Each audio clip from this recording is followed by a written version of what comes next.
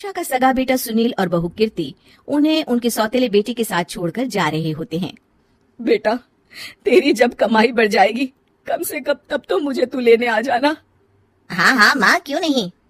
चलो भी, अब कितना लेट कर दिया है, टैक्सी इंतजार कर रही है बाहर। हाँ हाँ चलो। सुनील और कीर्ति चले जाते हैं और उषा उन्हें जाता हुआ देख उदास हो जाती है। तभी वहां निशा आ जाती है। अपनी सास को उदास देख निशा उनके पास जाती है। क्या हुआ मम्मी जी, आप तो बहुत सगा बेटा करती थी। आपके सगे बेटे ने तो आपको छोड़ दिया और चले गए अपनी अलग गृहस्थी बसाने। देख बहू, मेरे बेटे को कुछ भी कहने की जरूरत नहीं है। मुझे यकीन है कि जब उसकी तनख्वाह बढ़ जाएगी तो वो मुझे लेने जरूर आ जाएगा। हाँ, ये भी देख लेंगे कि वो लोग आपको वापस लेने आते हैं या नहीं। तब तक तो आप भी यही हो और मैं भी। उषा अपने बेटे के ना होने से बहुत ही उदास रहने लगती है। उन्होंने खाना खाना भी छोड़ दिया। सुनिए जी, मम्मी जी ने आज भी कुछ नहीं खाया। जब भी खाने के बारे में पूछती हूँ तो कह देती है भूख नहीं है और अपने कमरे में ही बैठी रहती है। ये सुनकर ऋषभ अपनी माँ के पास खाना लेकर जाता है। माँ, सुनील बेटा आ गया तू? ओह, तू है।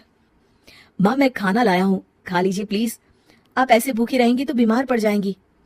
मुझे भूख नहीं है, ले जा तू खाना।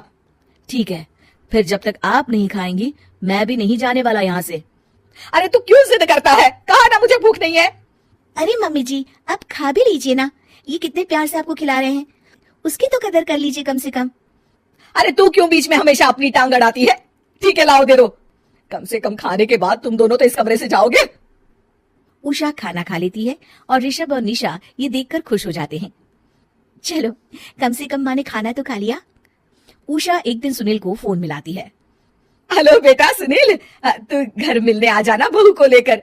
कितने दिन हो गए, बहुत मन कर रहा है मेरा।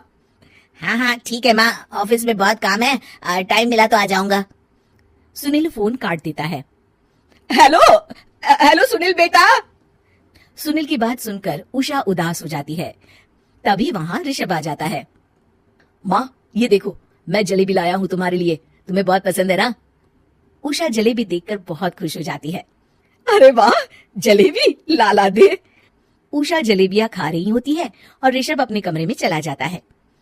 देखा मम्मी जी, आपका ये कितना ख्याल रखते हैं, और प्यार सगे और सौतेले से नहीं आका जा सकता। आपको उदास देखकर ये आपके लिए तुरंत जलेबी ले आए, यही तो प्यार होता है। ये कहकर निशा वहां से चली जाती है और उषा सोचने लगती है, शायद तू ठीक कह रही है बहू। उषा देखती है कि ऋषभ उसका बहुत ख्याल रखता है और उसे उसकी गलती का एहसास होने लगता है। एक दिन सुनील और कीर्ति घर पर आते हैं। उषा उन्हें देखकर खुश हो जाती है। और माँ कैसी हो? अरे बहुत अच्छी हूँ। ऋषभ और बहू मेरा बहुत ख्याल रखते हैं। वैसे मुझे नहीं लगा था कि तू आएगा बहू के साथ। क्यों, ऐसा क्यों लगा आपको माँ? बेटा, फोन पर तूने कहा था कि तुझे बहुत काम है। हाँ माँ, पर मुझे ये भी तो पता था ना कि मेरी माँ इंतजार कर रही होगी मेरा। ना बेटा ना, मैं तो इंतजार नहीं कर रही थी, मैंने तो उम्मीद ही छोड़ दी थी। सुनील को यह देखकर अजीब लग रहा होता है कि उसकी माँ ऋषभ से अब बहुत अच्छे से बात कर रही होती है और उसके आने की उनको कोई खास खुशी भी नहीं होती है। अपनी माँ का ध्यान न पाकर उसे थोड़ी सी जलन महसूस होती है। माँ ये देखो मैं क्या लाया हूँ, साड़ी तुम्हारे लिए। हाँ बेटा, अच्छी है साड़ी तो।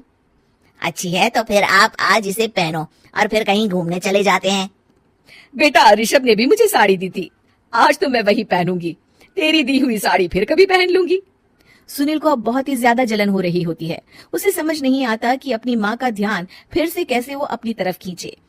रात हो जाती है और उनके जाने का वक्त आ जाता है। माँ चलो अपना सामान बांधो और हमारे साथ चलो। कीर्ति ये सुनकर चौंक जाती है। ये क्या कह रहे हैं आप? हम सासू माँ को लेने थोड़ी ना आए थे। अरे तुम चुप हो जाओ। माँ चलो जाओ, अपना सामान बांध लो। आप मेरे साथ आ रही हो, मैंने कह दिया तो कह दिया। अरे पर बेटा, तेरी तो तनख्वाह कम है, मैं तुझ पर बोझ नहीं बनना चाहती। अरे मुझ पर बोझ नहीं हो माँ, बस आप चलो ना, मैं लेकर ही जाऊंगा आपको। नहीं बेटा, अब मैं नहीं आना चाहती। मैं तो अब ऋषभ और बहू के साथ ही रहूंगी। ये सुनकर ऋषभ चौंक जाता है। ये क्या कह रही हो माँ? हाँ बेटा, मैं कहीं नहीं जाने वाली अब। माँ, अब सच में नहीं जा रही? नहीं बेटा, मैं तो तेरे पास ही रहूंगी अब, और जो प्यार मैं तुझे नहीं दे पाई वो सब दूंगी बेटा। ऋषभ और उसकी माँ गले मिलते हैं और निशा खुश हो जाती है।